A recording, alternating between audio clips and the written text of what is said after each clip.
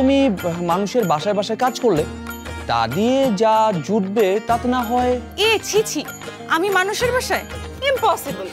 কি বলছে এইসব? আমাকে কি তোমার বুয়া মনে হয় নাকি? তুমি তুমি ওই জয়টাকেই বিয়ে করো।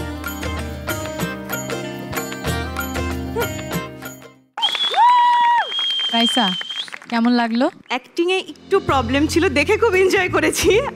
একটু অন্যরকম ক্যারেক্টার ছিল, বাট একটু বেশি তাড়াহুড়া করে ফেলেছি, যেটা আমি সবসময় করি।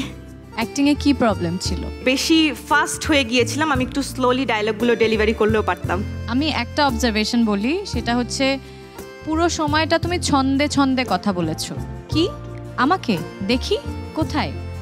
এইরকম একটা ছন্দ ছিল পুরো সময়টা, মনে হয়েছে যে মানে ডায়লগে অ্যাকচুয়ালি কোনো ছন্দ ছিল না, কিন্তু তোমার ডায়লগ থ্রোয়িংটা মনে হচ্ছে যে তুমি কবিতা বলছো, ছড়া বলছো, কবিতা না ঠিক ছড়া বলছো, এরকম মনে হচ্ছিল। আমি শিহাব ভাইকে আর তারেক ভাইকে বলবো এই বিষয়ে, ওনারা ডিটেল আরও বলবেন, কিন্তু আমি একটু কি তার আগে ওর স্ট্যান্ড আপ কমেডিটা একটু দেখতে পারি? আমার বয়ফ্রেন্ড আমার প্রতিদিন ফোন দিয়া আজাইর একটা কথা জিগায়, জান তুমি কি লাঞ্চ করছো?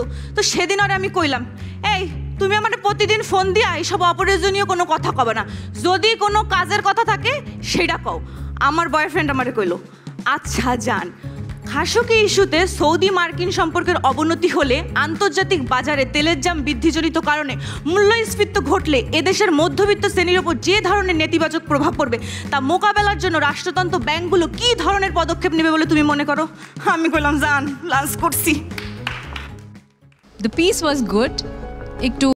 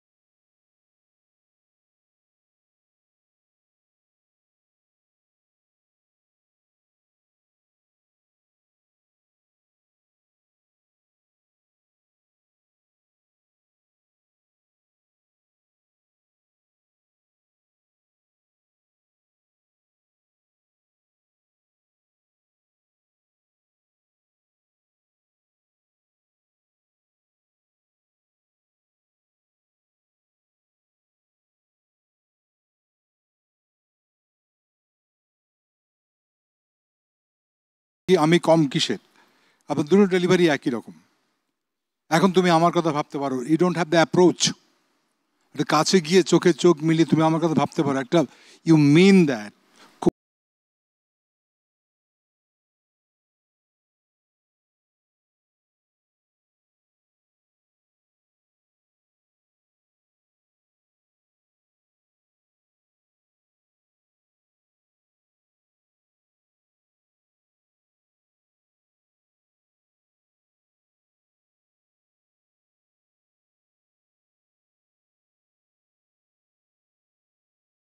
যেটা দেখেছি তার থেকে